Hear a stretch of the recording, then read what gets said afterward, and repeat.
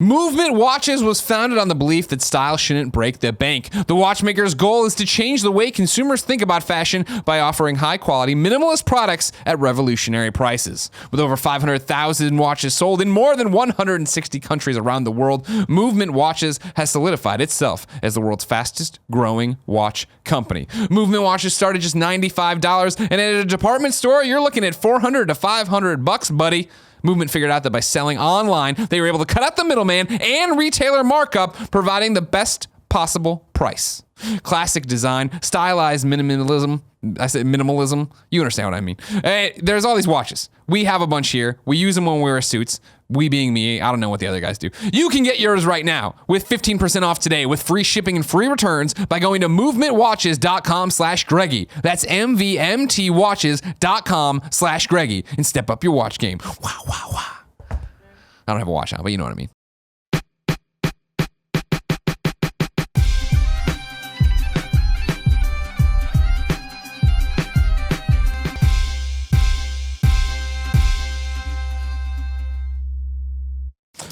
Tim, it's your topic. But before I kick it to you, I want to remind you that this episode has a Patreon producer. His name is Michael Trees. Thank you, Michael Trees, for your support on patreon.com/kindafunny. Of course, you can all go there, support us for different reasons, get different shows, do different things. Tim, what's your topic? Before we get to my topic, I need to know, Greg, what was that? What were you... So I understood you were talking about... It was a thing between me and the audience. It was the thing between me and the audience. Maybe you should go watch the episode. I saw the whole thing happen. I want to know... You were talking about the robots. They're not here yet. And he goes, or are they? Looks at the camera, does some thing with his arm, then takes the pen and starts going like that. I think it was... Now, can I guess? Was it the Terminator scene? It was me hinting maybe I'm a robot and I didn't feel pain clearly. If you are a robot, then you need to be reprogrammed. My topic is stand-up comedy. Oh. Nice. So this has kind of like hit me from all angles in my life, I feel, in the last month or so. We did our New Year's resolution episode. Nick was talking about how he wanted to do a stand-up thing in the future. Yeah. And he wanted to make that happen. I'm interested in that. Wanted to work on it, whatever. Drucker showed up. Right. Out of nowhere. Just appeared. Yeah. Was I on knew he was the coming. I brought him Kind of by. Funny morning show yesterday. Well. And he was here for the SF Sketchfest. Right. Yeah. And for the SF Sketchfest, I got to see the Guys We Fucked podcast do their stand-up. Yeah. It was like semi-stand-up. It was more of like a kind of like a performance. It was a performance like panel thing, but like it did include 2 15-minute stand-up segments. Mm-hmm. And when I moved in with Gia recently, there's been the question of like, what do we watch on TV? Like just when the TV's on. Sure. Like when she's cooking, I'll be working or whatever. And it's hard because like I don't want to commit to like watching a real show. They have to like follow the narrative and like no man in the high castle. None of this like nothing that we have to pay attention to. Yeah. Right? Like nah. But it's something that we both need to like, get on the same level and be able to discuss because we like talking. It's kind of our thing. And I think stand-up comedy is like that perfect level there. Sure. Because it's just like you can watch a bunch of different ones that you find someone you like and usually they have a couple specials. Netflix fucking just gives these things to you. Yeah. There's so like all Netflix is documentaries and stand-up comedy. Granted, I understand, guys. I'm very late to Netflix, but this is happening now, and I'm welcoming it into my life. I've watched a lot of stand-up in the last month. Yeah. And I'm super into it. Who are some of your favorites? John Mulaney. Yeah. Is definitely. He's got 2 specials on Netflix. He does, and I first heard him on our drive back from LA that we did. That's right. At some point where we listened to New in Town. Yeah. And that special, I think from top to bottom, is just like fucking perfect. If you haven't seen it, highly recommend it. Very good. But his new one on Netflix, The Comeback Kid, man. Yeah, you liking it? Oh, he did good. I just queued that up. I queued it up the other night. I started watching that a little bit, and I'm like, with stand-up, sometimes you have to get used to the guy's voice a little bit, like not his physical voice, but just his style of comedy. So I've gone through like 8 or 9 of them and finally found Bill Burr's latest special, and I was like, oh my God, I've never listened to heard a Bill Burr stand-up act before. Fucking blew me away. So funny. Bill Burr, I've never heard, need to get into it. Recently went out with Tone Deaf and he was talking about how he's his favorite. And that Bill Burr is like comedy royalty. He's been around for a very long time and he is just fucking funny, man. I don't know any other way to describe the guy. Like he has some bits that fucking floored me. For me, like back in the day, my only kind of knowledge of stand-up just came with like kind of whatever came my way. So it was a lot of just like the random Comedy Central specials. Yeah. Like, even like Yeah. just the roasts and stuff, which were like Yeah. contained stand-up segments. So I'd be familiar from that. But then there was like Russell Peters, who was really big. You know, Still like, huge. Russell Peters. Oh, is he really? Huge now? Yeah. Holy shit. Russell Peters is probably one of the biggest stand-up comedians on the planet, which is crazy. He sells out arenas in like Europe, Yeah. like soccer fucking arena. It's crazy. Man. Because he does podcast rounds every once in a while because he's obviously they're all friends, and so Yeah. you'll hear him. He'll just come like he's just balling up right now. Man, I mean, it must have been like, it was like, I was downloading his shit off of Kazaa. So that must have been like 2005. Yeah, think about that. But like, think he never stopped, but he never actually did a mainstream movie. He just kept doing a stand-up career. Like, I mean, I get he's done some movies and things like that. It's unfair to say, but he never did what Chris Rock did, right? Which was go, I'm going to stop doing stand-up because my movies career is taking off, and I'm going to start producing and like directing and like being a huge star, and that's what kind of catapulted him. Similar to what Kevin Hart's doing right now too, which is like over the past 3 years, Kevin Hart's gone from being predominantly thought of as a stand-up comedian to being a huge movie star with 3 movies coming out every year. That like the movies are so good. Like he's has so many movies. I think this latest one is like it's called something like "What is this called?" or "What is this about?" Question mark. I can't remember. I think it's like "What happens Really? now?" Yeah, it's crazy. It's That's hilarious. awesome. But Russell Peters is huge. Still. Yeah, well, anyway, Russell Peters, I remember being really into And he's that. But funny as the fuck. first stand-up special that I remember watching, like top to bottom, was John Leguizamo's For Sexaholic. Sexaholics. Man, that shit was fucking awesome. Me and Kevin were little ass kids. We watched that shit so many times. I thought it was like the Leguizamo's funniest thing funny, ever. man. Yeah, shout out to Luigi. Yeah. I think there's just in my mind, a certain romance with stand-up comedy that may or may not be the case. But like, you know, there's something cathartic about it. There's something therapeutic about going up on stage and complaining about life and being able to say whatever you want to say under the guise of this is social commentary. I'm a comedian. Like I can push the boundaries of what is acceptable to say. Greg and I went and saw a great stand-up last night. I think it was 5 comedians at Sketchfest. Yeah. Mike Drucker was number 2, and he was phenomenal as always. But you know, they said some shit in there where you're like, if I said that over dinner with people who didn't know me, I would be looked at as a pariah at that point. But you know, because you're in that setting, you all sort of agree to be like, we're going to listen with sort of this open mind and be willing to laugh at these ridiculous things. You know, it's acceptable. I think the rise of stand-up right now, and probably why you're more conscious about it or conscientious about it than ever, is because of the election. Because the Trump-Hillary clash of the Titans brought out it was comedy gold for every stand-up comedian. That's every election, right? It seems like that always This gets was ramped up. I know it was I feel on like this another was level, like sure. way more ramped up than I see. ever. I would go the opposite, where I think honestly streaming's brought I think stand-up so to too. a different level. Because I'm catching up with a lot of the older shit. I'm staying away from any of the. But it's like every time you sign political on to humor, I got Netflix enough of now, that here. there's a new stand-up special. Yeah, and Netflix is that's what I funding a went lot and of did. them. And Gabriel Iglesias, right? Like Gabriel Iglesias? His was up. Yeah. What? Am I fucking that up, or do you know what I'm talking about?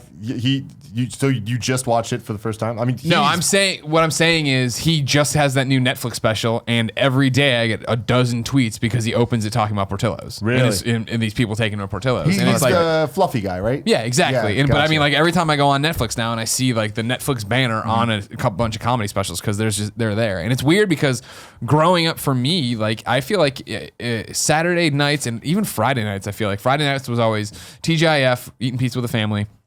2020 because I wanted to be terrified, and then usually Fox would have a bunch of stand-up stuff from the Laugh Factory and all Larry these the different Cable things. Guy and Jeff Foxworthy. Well, yeah, Jeff a little bit there at the end. But I'm Ellen. older than you're giving me. Ellen for sure. Yeah. Yeah, you know what I mean. And then watching that on Saturday nights too, after SNL or after Mad TV, and finding stuff like that. But then it did do that thing where it like dipped, where it was, I wasn't seeing the Gary Shandling stuff anymore, and it was, okay, cool, stand-up's happening, but it is a thing to go to. But how, and now with streaming, it does feel like it's. That's everywhere. a good point. That's a good point.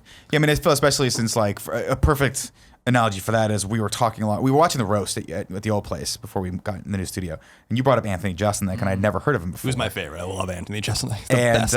I started reading some of his tweets, and I was like, motherfucker, this guy is right up my alley as far as saying the most inappropriate things at the most inappropriate times. Yeah, he's great, man. Like Have you watched Thoughts and Prayers on Netflix? It's really good. Thoughts and Prayers. It's his new. It's was his his Netflix latest one. special. I I It think was the I one I did. just I think I watched. did watch It's that. Yeah. so Fantastic. fucking He's funny. the It's best. so inappropriate. He's the best. Like in my mind, like I Him like, and Tosh are like on that level of yeah, like, exactly. I mean, like they Tasha don't too. like. I love that they don't.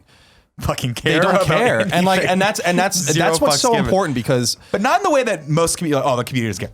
Legitimately does not fucking give a shit about anything that no, comes out of his I mouth. think Anthony Jeselnik specifically really resonated with me. I love insult comedy, first of all, and second of all, because that's why I love roast. Like I'll watch a roast of anyone because they're just so funny. Like so brutal. they're so good. Like some of these people, like Lisa Lampanelli's another one that's fucking excellent She's at roast. There's people that are just. that are just good at making fun of other people. And yeah, you wouldn't want to be part of that ridicule, but when you're all in on the joke, like everyone on the dais is like, it's the roast of Bob Saget, but 9 of your 10 jokes are about how Lisa Lampanelli fucks black guys or whatever. Like it's just funny because the roasts have totally disintegrated. Like some people get up there and don't even talk about the person that is there. They're just making fun of everyone else. Yeah, it's fun because they have fun with it. And I think it's fun and interesting to do that. And I like that it's Anthony Jeselnik's a visceral reaction in a way to the safe space, microaggression fucking nonsense that's been ruining comedy. And that, people like Jerry Seinfeld, I think is probably the best, in my mind, the best stand-up comic ever. I just saw him earlier in the year in San Diego at a stand-up, and it was fucking awesome. He's just awesome. And just great, just observational, just PG-13, but still he's the funniest guy that doesn't get raunchy, really. As opposed to Larry David, who's funnier when he's raunchy.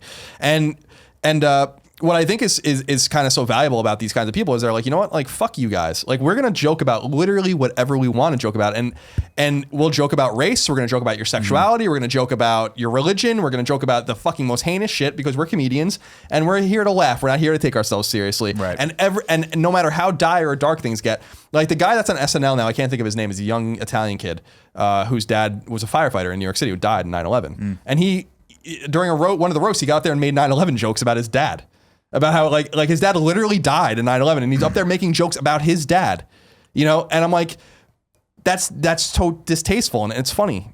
And like, and that's a fine thing. And I think comedy is so important, and to have this boundaryless comedy, which is why when Anthony Jeselnik was just the exact opposite of the way things were trending or people were trying to get to comedy trend. You don't have to make fun of marginalized people and kind of shut the fuck up. Like it's comedy, right? Making fun By of people definition, it's supposed to have no boundaries, right? That's what's fun about it. Yeah. I'm sorry, like that's okay. It doesn't mean that they mean it personally. You can make a joke about a transgender person. It's gonna be okay. Everything's gonna be fine. Yeah.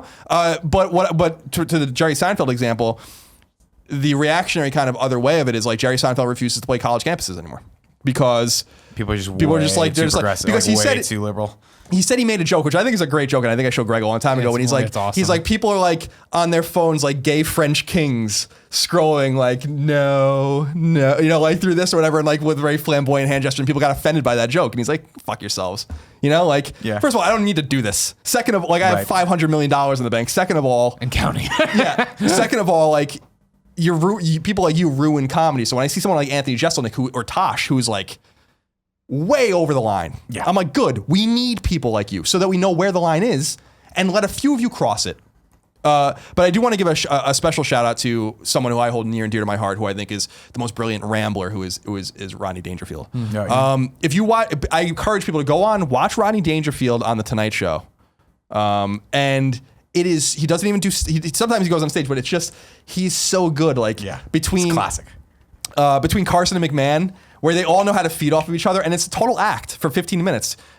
Carson's kind of in on it, McMahon's kind of in on it, but it's like a whole rambling thing. It's like, but your wife's not afraid. It's like, oh, my wife, and then they know how to feed him the lines and the jokes. Set him up. It's so fucking funny. Like it doesn't get much funnier than that. And the other random zeitgeist kind of comedian that I want to give a shout out to, which Scott Bromley will be very proud of because he was an inside joke between me, is Andrew Dice Clay. Fuck, I love Andrew Dice Clay is fucking terrible. The Dice Man. Yeah, terrible. But if you go put your mind in 88, 89, 90, 91. Go listen to his stand-up routines and go watch him play MSG or listen to his little comedy club things or whatever before he fell off the face of the planet.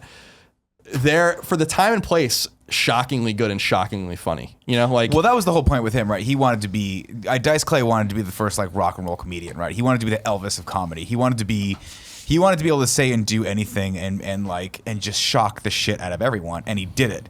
But inevitably, what happens with any polarizing character like that is it just takes a little bit of the tide to change. Because I read his autobiography, and people, the whole world that used to support you just fucking gobbles you up. And it happened overnight. Well, that's the whole thing with, back to the safe space and all this different stuff with Jeselnik or with Tosh, and bringing in a little bit of current events, is the fact that what I've always find fascinating about stand-up comedy is that social contract of going to a stand-up show like we did last night, right? And Danny from Sasquatch Sketch is in town tonight. I might try to make it to his show at Cobb's.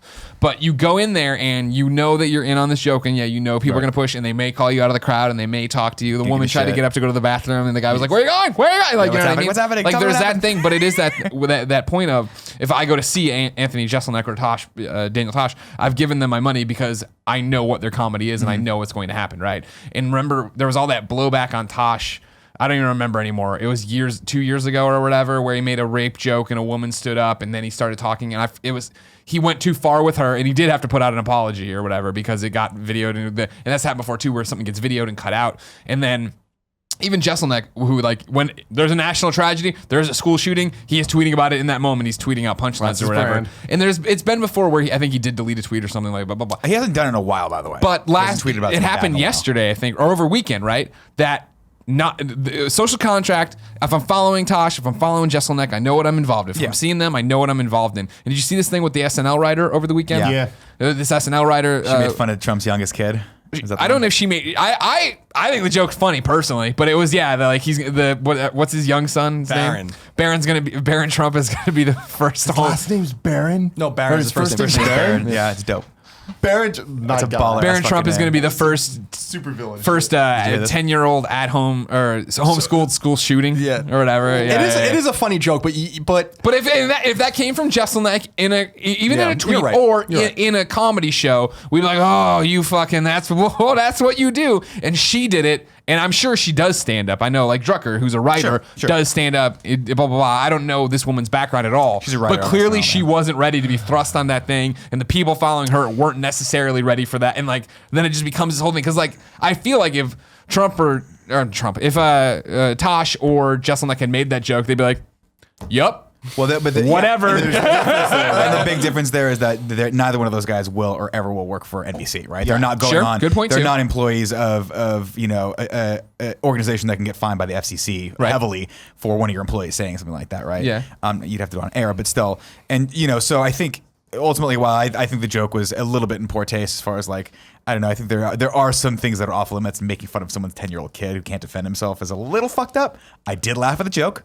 I did. I'm not going to say that I didn't have a chuckle. Yeah. But do I think she should be fired for that? Well, I mean, it's a private organization. She probably had a contract with them saying she wouldn't do anything like that. So Nothing- I mean, she hasn't been fired. I think she's been put on indefinite Suspension is suspension. what it is. was. It is a Yeah, great yeah. joke, and the it's a great joke, really funny and I understand the hypocrisy of it. I get that. No one would have ever made a joke about the Obama girls ever.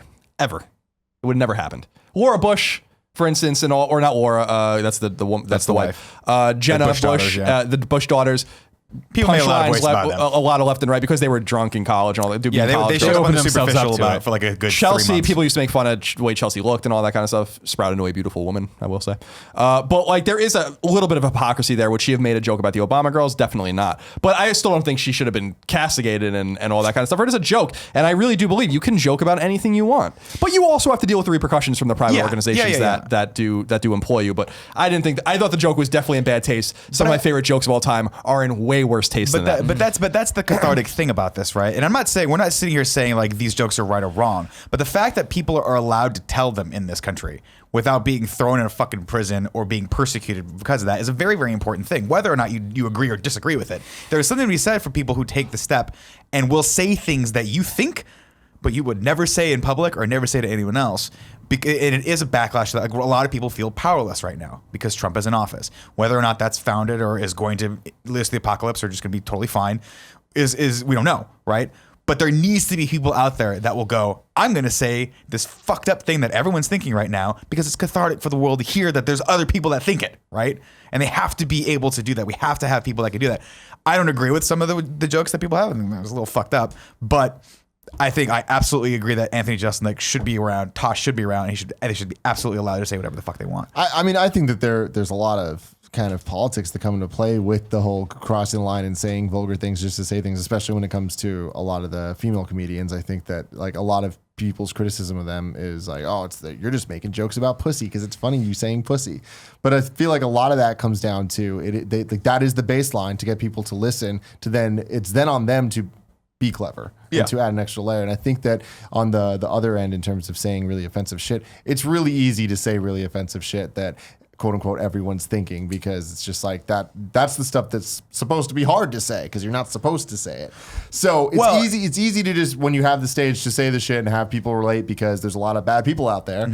But I think that it's when you do that and then you are clever about it, and there is commentary. It's not just being there has to. I'm not just saying. And I think that Anthony Jeselnik's a perfect example of somebody that there always is like the joke is the fact that he knows that it's a bad thing that he's saying. Yeah. He knows that other people are thinking it, but watching it, I get the feeling of he's kind of judging me for thinking it too. Well, it's like a sin eater, right? It's like, I'm going to say this thing, you're going to have a reaction to it, and then you're going to, what's it say about you? Your reaction, what does it say about you? Yep. Let's think about it. It just gives you 1 second to think about like those horrible things without having to confront your own ramifications of having said them, right? And I think that's a very powerful and important thing.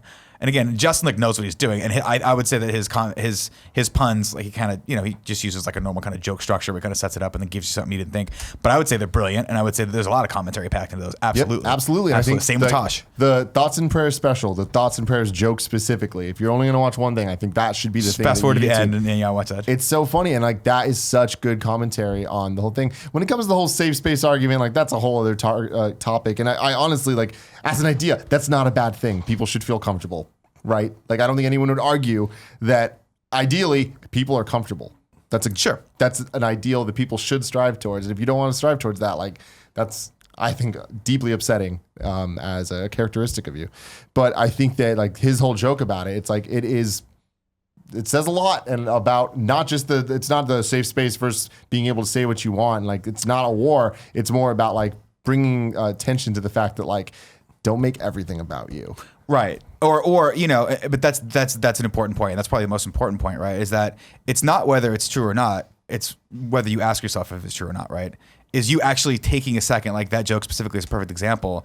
And I don't want to ruin the joke, but it's important to talk about. Just go watch it and enjoy it. Go watch it, but the commentary is very much on commentary on social media outlets when big tragedies happen, and it questions people's motives of why they go on and say things. And I think it's important to think about that, right? It's important for every individual to be like, why am I using this platform? Why am I taking this opportunity that this big thing happened to remind people that I'm still alive, I'm still here, like.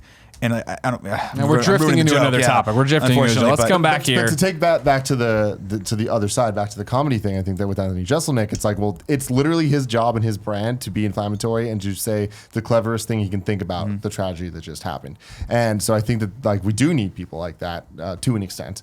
But I think that that's what he does, and that is where he starts to have the commentary on what stand-up comedy is and what people are expecting and all that stuff. And when it comes to that, to me, my favorite stand-up special I've seen is Bo Burnham.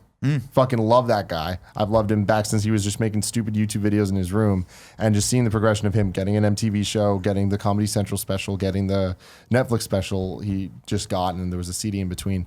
Like, there's just been such growth, and just the commentary of him questioning what art is and what it means to be an artist and what it means to be famous and what it means to want to be in front of an audience and perform, and like saying these things, like where it's really questioning what is this joke for? Is it to make you laugh, or is it because I think it's funny to make you laugh, or is it just to make you laugh? You know, because I feel like when people go to a lot of these stand-up comedy shows, it's kind of just like, you know what, I'm just going to sit here and just kind of laugh at things. There's just a cadence, right? Sure. Here's a setup. Here's a punchline. Here's some space for some laughs. I'm going to make a joke about this person. It's funny because he's pointing at someone. Like, right. It gets really broken down that way. But I think Bo Burnham makes the joke about the performance of it. And the special, Make Happy, is like, by the end of it, you're like, holy shit, man. I feel like a changed person. Yeah. I've only seen a few minutes of that, man. but he definitely adds a lot of dimension to to the normal stand-up act for sure. Yeah. Out of what I've seen. Before we end this topic, my final thing to put you on the spot, Nick, is what's going on with you wanting to do stand-up? That was your resolution. I have a ton of material that I've written. Oh, wow. I'm trying to figure out how to compile it down and then what open mic I'm going to go to, and that's pretty much the next step. Nice. So yeah, I've researched it. There's obviously a great scene up in San Francisco, but I'm super new to it. I'm going to go there and ridicule you wherever you go. I'm just going to call you out. Like, you sir, what's your name? We've never met, have we? What do you do for a living? But no, that's the question. Like, I mean, I don't know how to get any of this started. I think it's fun. I think maybe I'll go and it will suck and I'll hate it and whatever. But I think it's just always something I've wanted to try out. So yeah, that's the next step for me, is just pounding that down into whatever you're supposed to do on an open mic night. Maybe it's 5, 10, 15-minute sets. I don't know. I mean, I've seen people do it where they read off a card. I guess there's no real hard or fast rule. That could be for your it. thing. That could be your joke. Hello. Yeah. Hello, my name's My Nick. name is Nick. I'm from San Francisco, but not originally. We can start the next topic, but I forgot to cancel our dinner reservation. Okay. So I'm going to do it now. It's too. There's no way, right? Well, I'm going to see if they'll move it. Now you're talking. While I you- like where your head's at. While you do that, I'm going to give some shout outs to Hannibal Buress. Yes, thank you. I wrote him down. He's fucking hilarious. Mitch And his Hedberg, special- rest in peace. Mitch Hedberg. Oh, Mitch Hedberg. Oh, I thought it was going straight I to think it. it's going to go. I think I have to press 0. I really want to go Nopa. Hannibal Buress. Yes. I've never seen his stand up. Is it good? He's funny. Yeah. Because I love him in Broad City. He's funny. On your next Virgin America flight. He's got a Netflix special. Hi, how are His you? next Virgin America I have flight, they have him on the a in-flight reservation entertainment. at 6 o'clock. That's where I found him, and I tweeted at him, and I said, hey, I was curious if this happened good. last I listened to you on Virgin America. Good stuff. And he tweeted back. He said thanks. Really? Yeah. He's Oh, a man. down ass motherfucker. He's so funny, and I have no thing to back this up, but in Broad City, he's one of the main characters. I could say he's probably the third main character in Yeah. the show, besides the 2 girls. He's dating one of them. And every scene he's in, I'm convinced is all improv. Like I'm Probably. convinced that there's no script to it. It's just more like, so here's the scenario.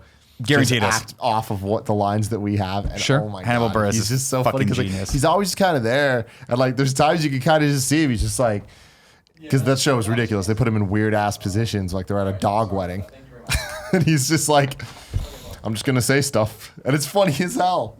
Very funny. Shout out to, Hannibal of Buress. course, Joe Rogan as well. One of my favorites. Oh, you do love that Tried Rogan. watching his stand up. Not for I talked everyone. about this. What was it? Triggered. Triggered is his latest stand-up on I Netflix. lasted about 10 minutes, and I'm just like, That's a shiny shirt he's wearing in that one too. He does wear a very shiny blue shirt. But, you know, I think, I mean, you know, to each his own. Everyone's, you know, Joe comes from a different kind of style of stand-up. He talks a lot of crazy psychedelic shit and politics. And, you know, I don't know. I mean, I've been a huge fan of his podcast for the longest time. That's why I know all these people, including him, Brian Callen, like Tom Segura's got another one that's fucking genius. And obviously Joey Diaz. If you don't know Joey Diaz, you should absolutely listen to something that his stand-up. 'Cause I've it's heard fucking crazy. It's a long crazy. time I heard something. Okay. No good. I didn't think they were gonna. Let me hear with this blast from the past. Noriega Pizza. Let's go there. Noriega Pizza. Pizza place on Noriega. Remember that one? Irving Let's do Pizza. that. I'm not going Irving Pizza. All right. Okay. Yeah. What's All right. Great.